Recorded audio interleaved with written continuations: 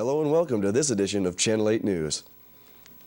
On this week's edition of Channel 8 News, we'll take you inside of Weber Arena, which hosted the 56th annual K-State Rodeo last Saturday. Also, we have an update of what's taken place over the past week regarding the future of NBAF.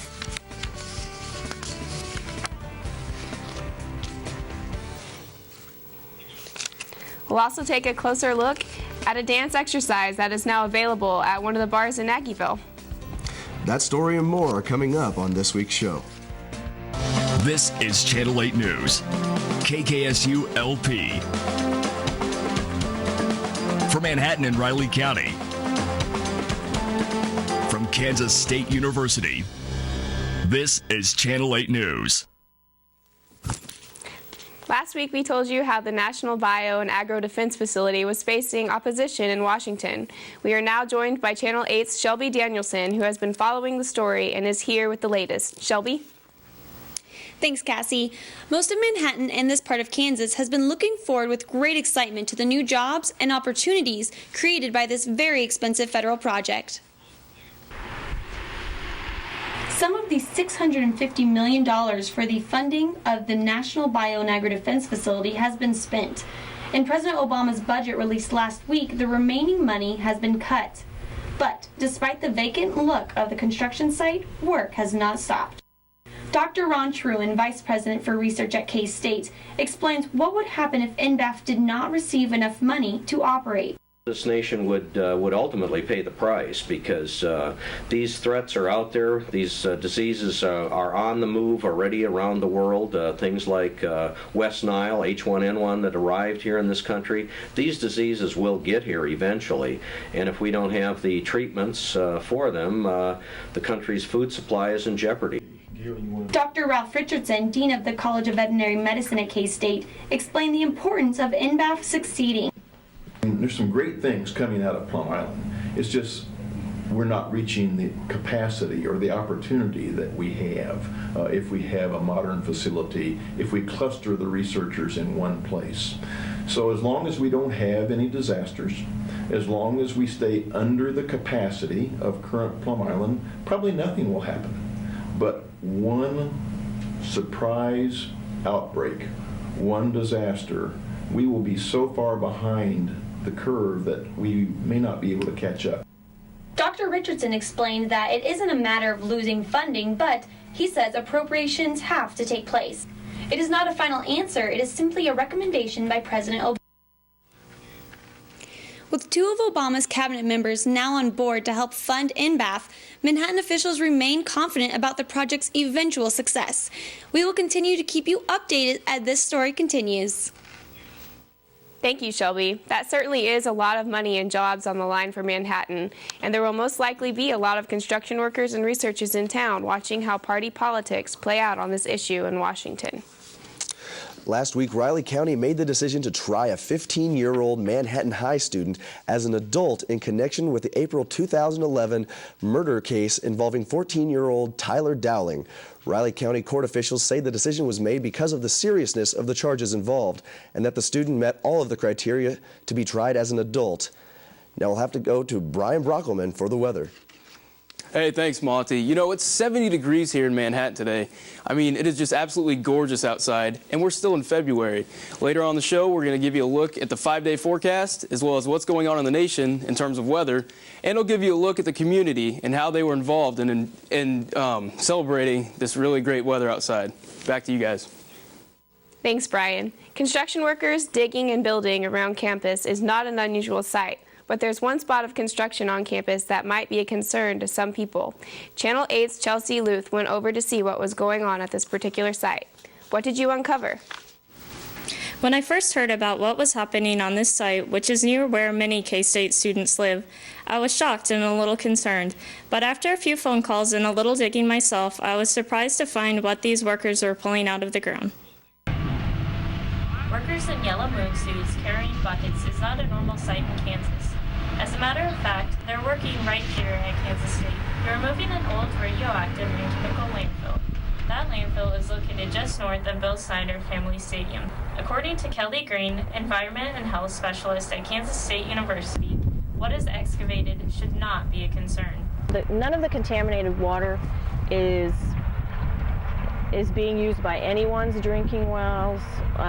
It's all still on K-State land. Beginning in the 60s, K-State used these grounds as a low-level radioactive waste landfill. Everything. There was everything.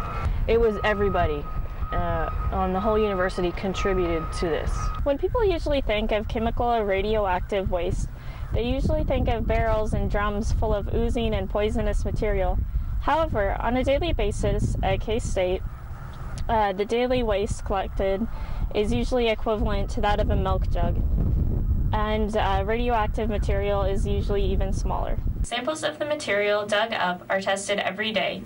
Anything that has radiation that's above background level will be sent to Utah. Yeah, I think it's probably a good thing to get it out of here. I mean, that radioactive stuff, it's never good for you. And, send it on to Utah. What's the worst that could happen? The landfill is being cleaned for 45 days. The grounds will then be restored to its natural state. We finally got to the point where we got all the right people together and we're able to say, yeah, let's dig this up instead of just watching it. It is a relief to find that K-State is staying on top of building and maintaining new facilities which will follow regulations for the proper deposition of chemical and radioactive waste. Back to you. Thank you, Chelsea. Fake Patty's Day is right around the corner, and the event has had many consider to be a controversial past, and this year is no exception. The 2012 Fake Patrick's Day event has produced several rumors throughout the Manhattan community. One of the most common rumors includes fencing off the Aggieville Business District. According to City Commissioner John Matta, this is not a possibility. As the date approaches, we will have more details surrounding Fake Patty's Day, and we'll bring you the full story next week here on Channel 8 News. Well, we've got to take a quick break here at Channel 8, but up next, Channel 8 reporters went out and got some scoop on the wild events that took place in Manhattan this weekend. Stay tuned.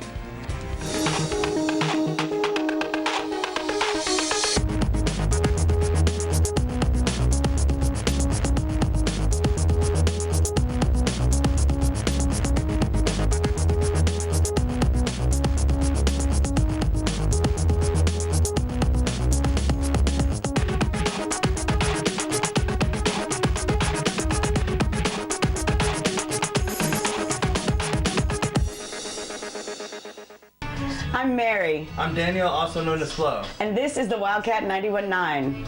Award-winning and student-run, the Wildcat plays rock. They play urban, they even play dubstep. Sometimes things get a little crazy.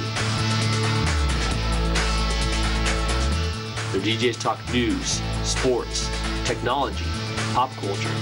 They even packed 4 guys into a band to send to the Cotton Bowl. It's a long way to go, but we do it for you. We're the Wildcat 91.9. Kansas State Rodeo was in Manhattan this weekend, and reporter Todd Visser was on the scene just to see what this event was all about. Todd? That's right, Cassie. The 56th annual K-State Rodeo took place last weekend at Weber Arena on campus, a show that did not disappoint. I went on the scene Saturday night to see what the ruckus was all about.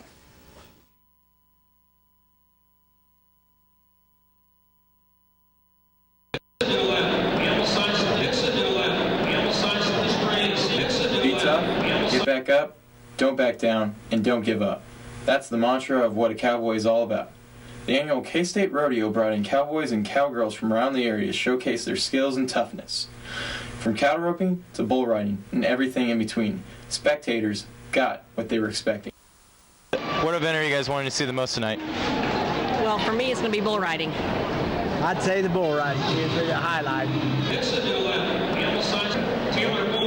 What do you like the horses and the cows? Do you like seeing the horses? Yeah, we're pretty much open to anything right now. Is this your first time at the K-State Rodeo? No, it's not. We actually come every year for our son's birthday. So for the past, I think, 4 years, we've been coming here for his birthday because that's what he likes to do. So, what did you guys come out here for? Anything in particular? Just to get out of the house. We heard there was a rodeo tonight, so we headed on out. Well, we're horse people, so it's just fun to come and support Kansas State and the Kansas State Rodeo, and it's a really well-run event, and it's just fun to come to. Rodeo.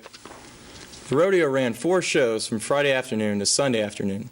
It was an action-packed event that was put on by Kansas State students. I have to tell you, if you haven't seen a rodeo in your life, I highly recommend attending one in the near future. Guys? Thanks, Todd. Well, I haven't been to a rodeo here in Manhattan yet, but I've been to a few. So after seeing that, I think I'm going to get back out there and go see one. What about you? I've been. It's definitely an experience. All right.